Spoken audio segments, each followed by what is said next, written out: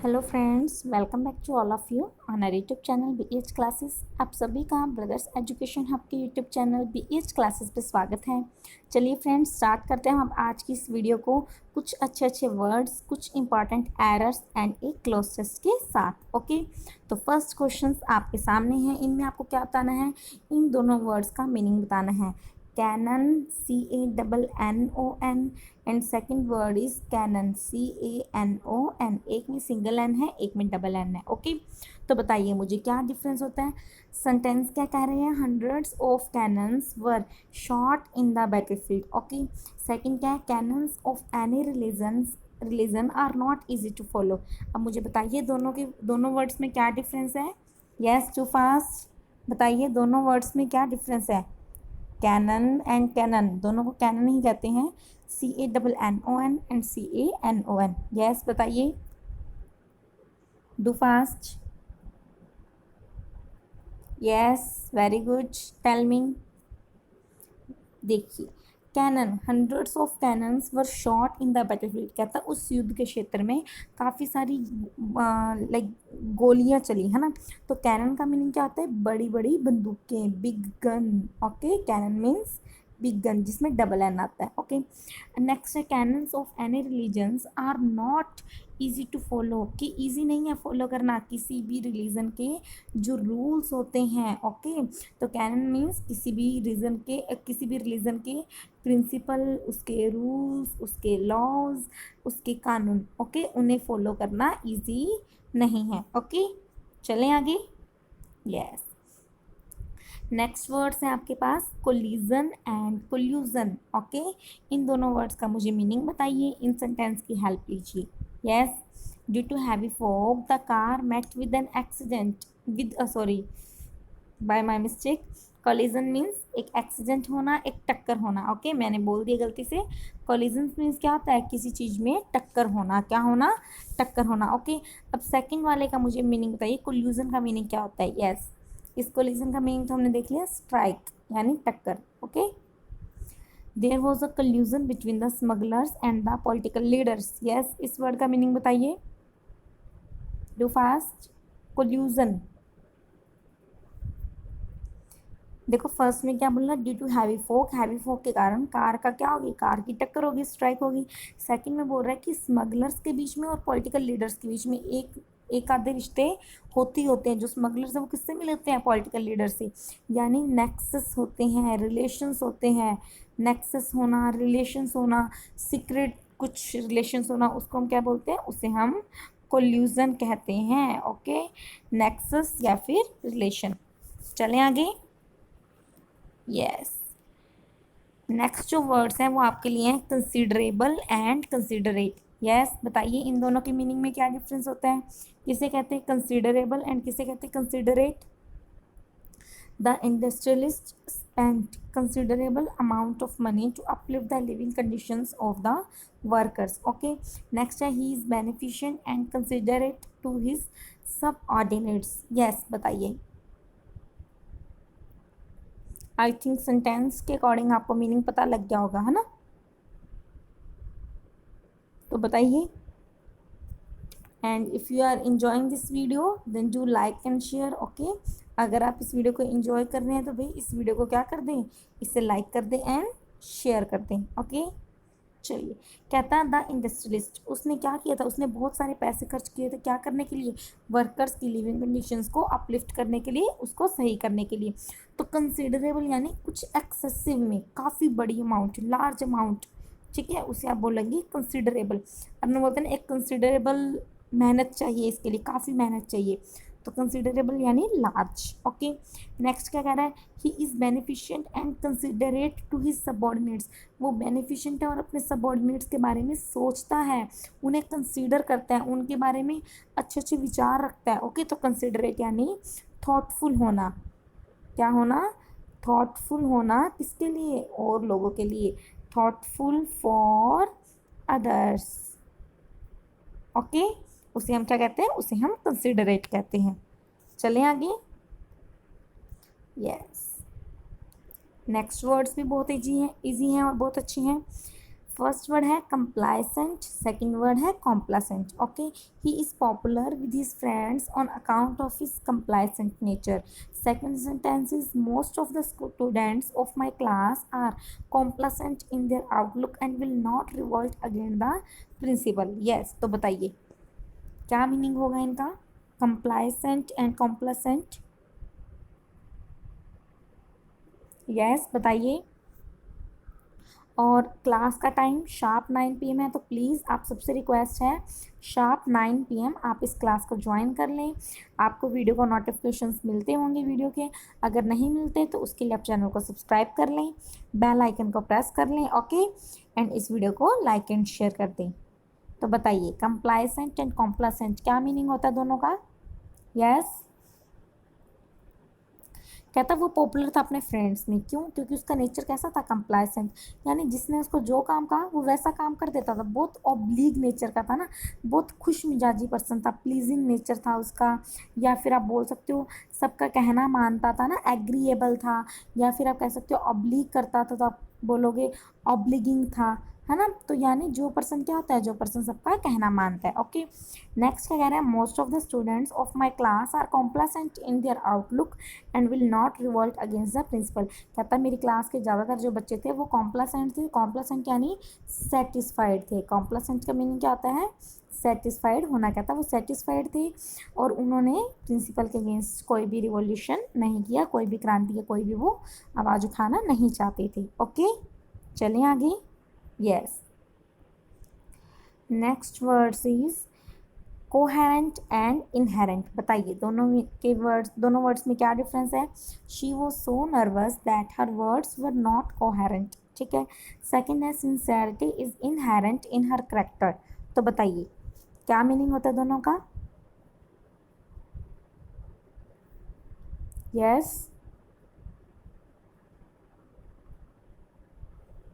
Do fast. बताइए coherent and inherent क्या difference होता है. Yes, too fast, coherent and inherent क्या मीनिंग होता है दोनों का. कहता वो इतनी नर्वस थी कि उसके वर्ड्स कोहेरेंट नहीं थे. अपनी कई बार आवाज़ होती है स्प्लटरिंग करने लग जाती है ना, लड़खड़ा जाना. तो कोहेरेंट होना यानी जब हम बिल्कुल प्रॉपर ऑर्गेनाइज हैं. ओके, क्या होना, पूरी तरह से ऑर्गेनाइज होना, उसे हम कहते हैं कोहेरेंट. और जब हम ऑर्गेनाइज नहीं हो पा रहे, एक तरह से हम एक लय में फिक्स नहीं हो पा रहे, तो उसको बोलते हैं कोहेरेंट नहीं है. ओके, तो कहता वो इतनी नर्वस थी कि थे वो उसके साथ मेल नहीं खा रहे थे, उसके लिप्स के साथ, यानी स्प्लटर कर रहे थे. ओके, सेकंड बोला sincerity is inherent in her character. आपने बोलते हैं ना कि इसके अंदर तो पहले से ही है, बचपन से ही है. तो इनहेरेंट होना यानी इनबॉर्न होना. जब कोई क्वालिटी आपके अंदर इनबॉर्न होती है, पहले से ही होती है, इनेन है, उससे आप कहते हैं इनहेरेंट होना. तो sincerity is inherent in her character. Sincerity उसके करेक्टर में पहले से थी. ओके, तो ये थे हमारे आज के वर्ड्स. आई होप आपने इन वर्ड्स को काफ़ी इंजॉय किया होगा. कुछ अच्छे वर्ड्स आपके लिए आए होंगे, आपके वोकैब में न्यू होंगे. तो चलिए अब हम स्टार्ट करते हैं एरर के क्वेश्चंस को. ओके, चलिए फर्स्ट क्वेश्चन आपके सामने है. काफ़ी इजी क्वेश्चन है, आपको पहले बताया भी जा चुका है इसके बारे में. When he was tired he took rest under the shade of a tree. Yes, बताइए क्या एरर है या कोई एरर नहीं है. है तो कौन से पार्ट में है, ए बी सी या D. Yes, A B C या डी क्या बनेगा, जल्दी बताइए. Do fast. Yes,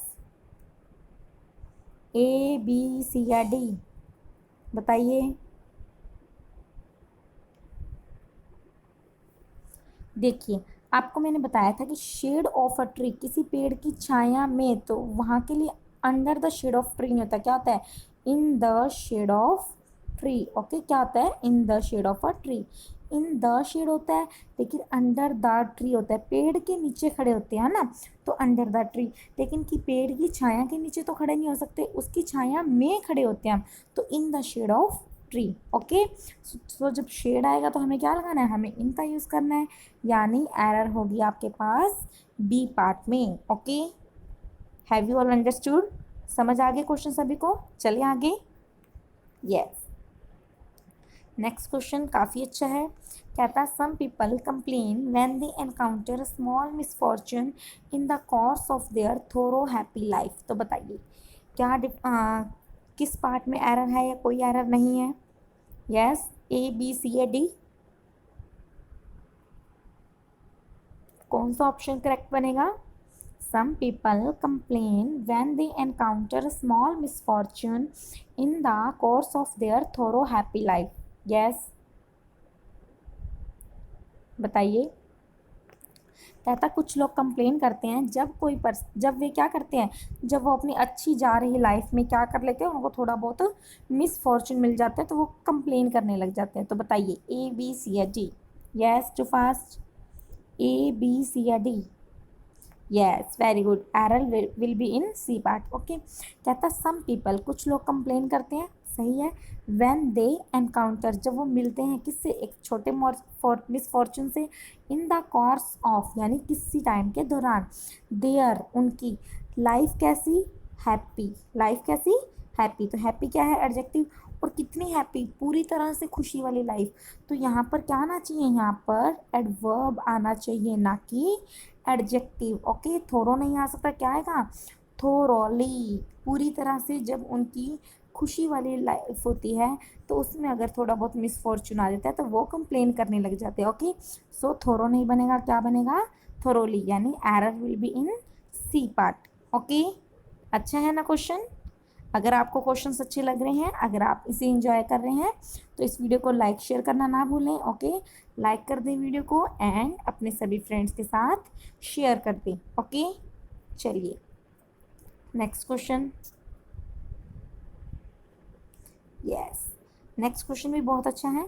treasure Island is one of the best read stories that was ever written. ये मैंने आपको क्वेश्चन ऐसा करवा भी दिया है। तो बताइए ए बी सी या डी? कहता है Treasure Island is one of the best pirate stories that was ever written. Yes, A B C या डी? क्या इसमें कोई एरर है या कोई एरर नहीं है, बताइए। अगर है तो कौन से पार्ट में है? Yes, do fast. Very good, error will be in C part. देखिए ट्रेजर आइलैंड इज, एक है तो इज आएगा, वन ऑफ के बाद में सिलेक्शन आइटम प्लूरल होने चाहिए, स्टोरीज प्लूरल है। अब जब भी आपको बताया, जब भी बेस्ट आता है, सुपरलेटिव डिग्री आती है, तो हम जो कंजंक्शन यूज़ करते हैं, क्या यूज़ करते हैं, हम दैट यूज़ करते हैं। सुपरलेटिव डिग्री के लिए कंजंक्शन किसका यूज़ किया जाता है, दैट का। ये भी सही है। अब ये दैट किसके लिए आया, ये one of the best pirate stories के लिए नहीं आया, ये पायरेट स्टोरीज के लिए आया है। स्टोरीज क्या थी, प्लूरल। तो दैट वॉज एवर रिटन या that were ever written, that were ever written.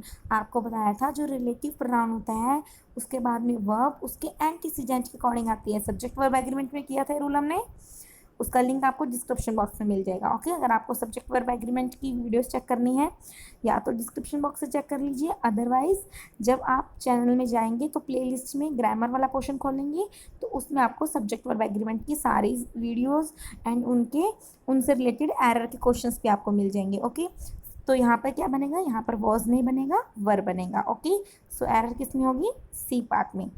चले आगे।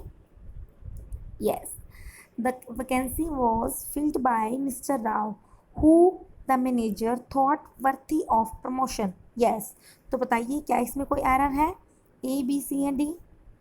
डू फास्ट, चेक कीजिए। Yes, check your time and tell me, क्या इसमें कोई एरर है, ए बी सी या डी? एंड भी जितने भी पर्सन आप इस वीडियो को देख रहे हैं, सबसे पहले तो इस वीडियो को लाइक कर दें एंड शेयर कर दें। और उससे बात कि ये जो मैं आपको वर्ड्स करवा रही हूँ, जो एरर करवा रही हूँ, प्लीज़ इनके लिए अपनी एक नोटबुक रेडी कीजिए। जो जो क्वेश्चंस आपको हार्ड रखते हैं उन क्वेश्चंस को आप उसमें नोट डाउन कीजिए, वो कैप नोट डाउन कीजिए, अपनी डेली हैबिट्स रखिए। ओके, आप सभी को पता है कि लॉकडाउन जो चल रहा है वो काफ़ी हद तक खुल चुका है ना। तो अब आगे एसएससी ने भी शेड्यूल दे दिया है, तो सभी जितने भी फील्ड हैं, जो भी कॉम्पिटिटिव एग्ज़ाम्स हैं, सभी के एग्ज़ाम्स जल्दी ही होने के चांसेस हैं। सो अपनी प्रिपरेशन आप अच्छे से कर लीजिए, क्योंकि ऑब्वियस ही बात है, सभी लॉकडाउन में घर पे तो सभी ने अपनी प्रिपरेशन की होगी, है ना। तो कंपटीशन टफ होने वाला है, तो उसके लिए आपको क्या करना है, उसके लिए आपको खुद को अच्छे से प्रिपेयर कर लेना। ओके, उसके लिए आपको क्या करना है, प्रिपेयर करने के लिए सबसे पहले इस चैनल को सब्सक्राइब कर लें, बेल आइकन को प्रेस कर लें, चैनल से जुड़ जाएं। मॉर्निंग में मैथ्स की क्लास, इवनिंग में रीजनिंग की क्लास एंड इवनिंग में 9 PM आपको किसकी क्लास मिलती है, इंग्लिश की क्लास। तो आपको इन सभी क्लासेस को अच्छे से देखना है, अपना प्रिपेयर करना है। ओके, अपना हार्डवर्क करना पड़ेगा, तभी आप जो एग्ज़ाम को क्लियर कर सकते हैं। ओके, अब इस सेंटेंस में बताइए किस पार्ट में एरर होगी। Yes, very good. एरर किस में होगी, एरर होगी बी पार्ट में। देखिए क्या बोला, the vacancy was filled by mister Rao. जो वैकेंसी को मिस्टर राव के द्वारा फिल किया गया। Who the manager thought worthy of promotion. आपको मैंने बताया था कि कब आपको हु लगाना है, कब आपको हुम लगाना है ना। उसके लिए जो आपके लिए एक सेपरेट सी वीडियो भी बना रखी है, जो लिंक है उस वीडियो का वो आपको डिस्क्रिप्शन बॉक्स में मिल जाएगा। ओके, डिस्क्रिप्शन बॉक्स को जरूर चेक कर लेना, आपके हु हुम के जो डाउट्स हैं वो क्लियर हो जाएंगे। अब क्या बोला, क्या जिसके बारे में मैनेजर ने सोचा था कि वो प्रमोशन के लिए वर्ती है। तो जिसके बारे में, ना कि जो खुद, है ना, जिसके बारे में मैनेजर ने सोचा था। तो home the manager think thought, है ना, manager thought mister Rao worthy of promotion. Manager ने क्या सोचा कि mister Rao worthy of promotion है। तो यहाँ पर ऑब्जेक्ट की जगह पर आना चाहिए मिस्टर राव। तो ऑब्जेक्ट के लिए हम क्या लगाते हैं, हम ऑब्जेक्ट के लिए होम लगाते हैं एंड सब्जेक्ट के लिए हम हु लगाते हैं। ओके, सो किसमें एरर बन जाएगी, एरर बनेगी बी पार्ट में। आपको हु की जगह क्या यूज़ करना है, आपको हु की जगह होम का यूज़ करना है। ओके, चले आगे। यस, लास्ट क्वेश्चन एरर का, it is shameful that hunting is still considered sport by some unscrupulous people in the civilized world। कहता है ये बहुत शर्म वाली बात है कि हंटिंग को अभी भी एक खेल माना जाता है। किनके द्वारा, इस सिविलाइज्ड वर्ल्ड में कुछ ऐसे पीपल हैं जो अनस्क्रूपलस हैं, सोचते नहीं हैं, केयरलेस पर्सन है, उनके द्वारा। ओके, तो बताइए किस पार्ट में एरर बनेगी, ए बी सी या डी। यस, डू फास्ट, एक second. Yes, A B C या डी, क्या कोई एरर है तो कौन से पार्ट में है बताइए। It is shameful that hunting is still considered sport by some unscrupulous people in the civilised world. Yes, A B C या डी। वेरी गुड, किसमें होगी, बी। देखिए मैंने जब आपको ट्रांसलेशन की मैंने तभी बता दिया कि हंटिंग को अभी भी एक स्पोर्ट माना जाता है, एक स्पोर्ट, एक खेल माना जाता है ना। तो हंटिंग स्टिल कंसीडर्ड स्पोर्ट नहीं, still considered a sport. Okay, उसको अभी भी एक स्पोर्ट माना जाता है, किसके द्वारा, कुछ अनस्क्रूपुलस पर्सन के द्वारा, जो कि सिविलाइज्ड वर्ल्ड में थोड़े बहुत हैं। ओके, तो उसे क्या कहते हैं, उसे अनस्क्रूपुलस पर्सन कहते हैं, जो केयरलेस पर्सन होते हैं। ओके, तो यहाँ पर एरर इसमें बनेगी, यहाँ एरर बनेगी बी में, क्योंकि यहाँ पर एक आर्टिकल की कमी थी, ए वर्ड यहाँ पर हमें लगाना पड़ेगा। ओके, चलें आगे। ये थे हमारे एरर के क्वेश्चंस। आई होप आपको ये क्वेश्चंस अच्छे लगे होंगे। अगर आपने इन क्वेश्चंस को एंजॉय किया है तो इस वीडियो को लाइक कर दे एंड शेयर कर दे सभी फ्रेंड्स के साथ, जहाँ जहाँ आप शेयर कर सकते हैं। ओके, चलिए अब हम स्टार्ट करते हैं हमारा क्लोज टेस्ट। यस, थोड़ा सा आज क्लोज टेस्ट का लेवल हल्का सा अप किया है आपके लिए, धीरे धीरे आपको अच्छे लेवल पे लेके जाएंगी। तो बताइए, फर्स्ट लाइन है, the dash newspaper, hospital, school या theatre of today is a huge financial undertaking with the same outlook as any other limited company. Yes, बताइए क्या बनेगा, न्यूज़पेपर, हॉस्पिटल, स्कूल या थिएटर। देखिए अगर आपको कई बार सेंटेंस की स्टार्टिंग नहीं पता लग रही कि क्या बनना चाहिए, तो आप अगले सेंटेंसेस को रीड कीजिए। देखिए, the dash staff have to make circulation and if they do not they will soon be. अब बताइए सर्कुलेशन किस में बनता है, न्यूज़पेपर में, हॉस्पिटल में, स्कूल में या थिएटर में। कहता है dash of today is a huge financial undertaking with the same outlook as any other limited company. जैसे बाकी की लिमिटेड कंपनियां उसी की तरह एक काफ़ी बड़ी फाइनेंशियल अंडरटेकिंग के की तरह लिया जा रहा है किसको, न्यूज़पेपर को, हॉस्पिटल को, स्कूल को या थिएटर को। देखिए सबसे पहली बात तो सर्कुलेशन है ना, जो सही ऑप्शन होगा वो क्या होगा, ए न्यूज़पेपर। सबसे पहली बात तो सर्कुलेशन है, तो सर्कुलेशन में हॉस्पिटल नहीं आ सकता, थिएटर नहीं आ सकता, स्कूल नहीं आ सकता। ऑब्वियस ही बात है ना, स्कूल में हम फिर भी सर्कुलेशन ले सकते हैं, लेकिन क्या बोलेंगे, the school of today is a huge financial undertaking, company है वो एक नहीं। कहता बाकी कंपनियों की तरह न्यूज़ वाला काम भी काफ़ी अच्छा, यानी newspaper. Okay, the dash staff, अच्छा, अब न्यूज़पेपर में कौन सा स्टाफ होगा बताइए? The medical staff, the company staff, the editorial staff या the teaching staff have to make circulation, उन्हें सर्कुलेशन बनाना पड़ता है, बताइए ए बी सी या D? Yes, the medical staff, the company staff, the editorial staff, the teaching staff. Do fast. Yes, क्या बनेगा? A B C या D? Very good, the editorial staff, क्योंकि न्यूज़पेपर की बात हो रही है तो ऑब्वियस सी बात है एडिटोरियल आएगा। क्या था, जो एडिटोरियल स्टाफ है उन्हें सर्कुलेशन बनाना पड़ता है। इफ़ दे डू नॉट, अगर वो नहीं बनाते, दे विल सून बी, वो क्या हो जाते हैं? सस्टेन्ड हो जाते हैं, ट्रीटेड हो जाते हैं, क्योर्ड हो जाते हैं, ये सप्लांटेड हो जाते हैं बाय दोज हु कैन, उनके द्वारा जो बना सकते हैं, जो कर सकते हैं।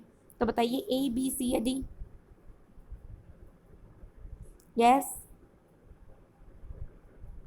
ए बी सी या डी? कहता अगर वो सर्कुलेशन नहीं बनाते तो वो उन लोगों को जो बना सकते हैं उनके द्वारा क्या कर दिया जाता है? सस्टेन, ट्रीट, क्योर या सप्लांटेड?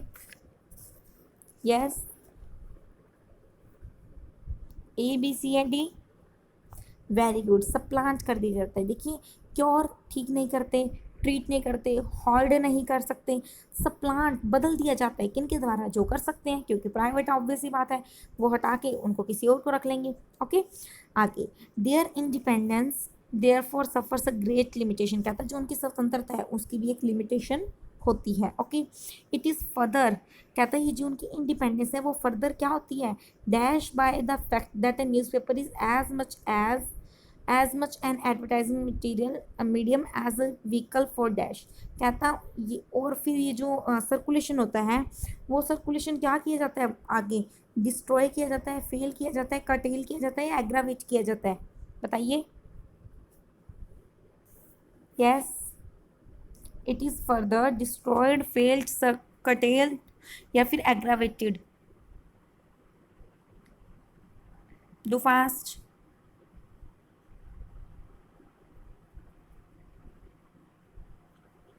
यस, देखिए, और कटेल किया जाता है और उसे छोटा किया जाता है। ओके, तो क्या बनेगा? Curtailed, curtailed by the fact that a newspaper is as much an advertising material, कहता है फैक्ट ये है कि न्यूज़पेपर एक एडवर्टाइजिंग मटीरियल है, जैसे कि एक व्हीकल किसके लिए होता है, उसके लिए इतने इंपॉर्टेंट है न्यूज़पेपर, किस जैसे कि एक व्हीकल होता है, किसके लिए होता है व्हीकल? एपिडेमिक्स के लिए, पेशेंट्स के लिए, न्यूज़ के लिए, एंडेमिक्स के लिए। देखिए यहाँ पर वैसे तो कुछ न्यूज़, इसमें जो सही ऑप्शन है मैं आपको बता देती हूँ, न्यूज़ है। हालांकि कुछ सेंस नहीं बन रहा, लेकिन ऑब्वियस ही बात है व्हीकल पेशेंट का कुछ कनेक्शन नहीं, एपिडेमिक एंडेमिक्स का कुछ कनेक्शन नहीं है। उसने जस्ट ऐसे बोला कि जैसे न्यूज़ का व्हीकल माना जाता है किसको? न्यूज़पेपर को। ओके, लेकिन थोड़ा सा सेंटेंस में गड़बड़ी थी कि न्यूज़ का व्हीकल माना जाता है किसको? न्यूज़पेपर को। ओके, लाइन का मीनिंग ये बताना चाहिए था। ओके, सो यहाँ पर क्या बनेगा? न्यूज़ बनेगा, कोई बात नहीं।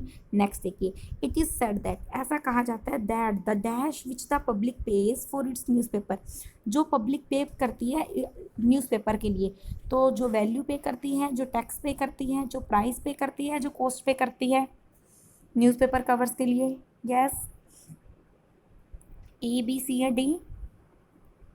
It is said that the value, tax, price या कॉस्ट? देखिए, वैल्यू नहीं बनेगी, वैल्यू किसी की इंपॉर्टेंस होती है, टैक्स नहीं होगा, बचे प्राइस एंड कॉस्ट। कॉस्ट तो खर्चा होता है, खर्चा हम पे नहीं करते, खर्चा तो एड जो बनाते हैं न्यूज़पेपर वो पे करेंगे, है ना, तो हम तो प्राइस पे करते हैं। कहता है इट इज़ सेड दैट जो प्राइस पे किया जाता है पब्लिक के द्वारा न्यूज़पेपर कवर के लिए, नो मोर देन, वो एक थर्ड, एक तिहाई हिस्से से ज़्यादा नहीं होता। किसका?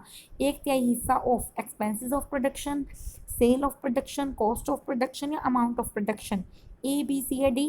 यस, एक्सपेंसिस, सेल, कॉस्ट या amount? Tell me, A B C या डी? देखो, प्रोडक्शन का क्या आएगा? प्रोडक्शन का खर्चा आएगा ना, तो कॉस्ट कितना खर्चा हुआ है उसका 1/3 हिस्सा भी उससे नहीं निकलता, तो फिर वो खर्चा कैसे निकालते हैं?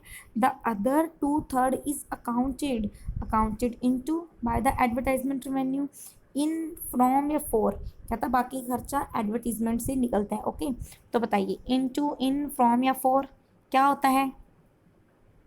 यस, फ्रेजल वर्ब है अकाउंट, क्या बनेगा? Account into, account in, account from या account for by advertisement revenue? Yes. Account for मतलब जब किसी चीज़ के लिए उत्तरदायी, उत्तरदायी या फिर इसकी सार संभाल कौन करेगा, एडवर्टाइजमेंट रेवेन्यू करेगा। इसके लिए जो आंसरेबल है वो कौन है, एडवर्टीजमेंट रेवेन्यू, यानी जो इस पर डिपेंड होना। ठीक है, तो अकाउंट फॉर यानी किसी चीज़ के लिए आंसरेबल होना या फिर किसी चीज़ पे डिपेंड करना, तो क्या बनेगा, अकाउंट फॉर। ओके, एक बार मैं आपको थोड़ा सा दोबारा बता देती हूँ। क्या था, द न्यूज़पेपर ऑफ टुडे, आजकल जो न्यूज़पेपर है वो काफ़ी बड़ी फाइनेंशियल अंडरटेकिंग बन गई है with the same outlook as any other limited company, जैसे कि बाकी कंपनीज हैं। द एडिटोरियल स्टाफ है, उनको सर्कुलेशन बनाना पड़ता है, and if they don't they will soon B सप्लांट कर दी जाते हैं, जो बना सकते हैं। उनकी इंडिपेंडेंस एक काफ़ी लिमिटेशन होती है उस पर भी। इट इज़ फर्दर, कहता है इस जो बाकी सर्कुलेशन होता है इसको कटेल किया जाता है बाय द फैक्ट। कहता है फैक्ट ये है कि newspaper is as much an advertising material as a vehicle for news के लिए जस्ट व्हीकल होता है, वो किसे माना जाता है, न्यूज़पेपर को। इट इज़ सेड दैट कि इसकी जो कॉस्ट है, सॉरी, इसका जो प्राइस है जो कि पब्लिक पे करती है न्यूज़पेपर कवर का, वो 1/3 हिस्से से ज़्यादा नहीं होता जो इसका कॉस्ट निकलती है। ओके, जो बाकी का 2/3 होता है वो अकाउंट फॉर, वो किसके द्वारा वहन किया जाता है, वो एडवर्टीजमेंट रेवेन्यू से निकाला जाता है। Okay, so this is all about today. I hope you have really enjoyed this video. If you have enjoyed this video then do like and share. Okay, इस वीडियो को लाइक कर दें and share कर दें अपने सभी friends के साथ, जहाँ जहाँ आप शेयर कर सकते हैं। चैनल को सब्सक्राइब कर लें, बेल आइकन को प्रेस कर लें। Please stay home, stay safe, घर से बाहर बिल्कुल भी नहीं निकलना, अपना ध्यान रखिए, सुरक्षित रहिए। कल मिलेंगे sharp 9 PM। Thank you so much, bye bye, take care.